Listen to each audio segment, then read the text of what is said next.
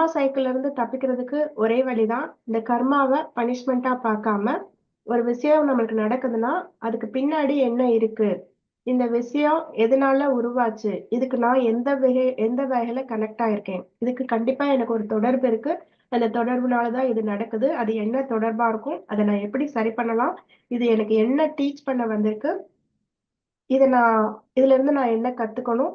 அப்படின்ற பார்வையில நீங்க வந்து பார்க்க ஆரம்பிக்கிறப்ப, அந்த அக்செப்டன்ஸ் வரணும். இந்த ஓனர்ஷிப் வரணும்.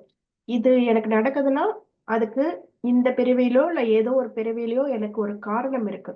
எனக்கு இதுல ஒரு தொடர்பு இருக்கு. அப்படின்றத அக்செப்ட் பண்ணிட்டு, இது எனக்கு என்ன சொல்ல வருது அப்படின்றத பார்க்கணும். அத புரிஞ்சுகிட்டு, அதுக்கப்புறம் அந்த லெசன்ஸ லேர்ன் பண்ணி, ஒன்ஸ் ஃபார் ஆல் லேர்ன் பண்ணி இம்ப்ளிமெண்ட் பண்றப்ப, இந்த கர்மாவோட சைக்கிள்ல இருந்து கொஞ்சம் கொஞ்சமா விடுபட்டு, நான் சொன்ன அந்த பாசிட்டிவ் ட்ரைட்ஸ்ன்றது அப்படி விடுபடுறப்ப ஆட்டோமேட்டிக்காவே பை நேச்சராவே வந்துரும்.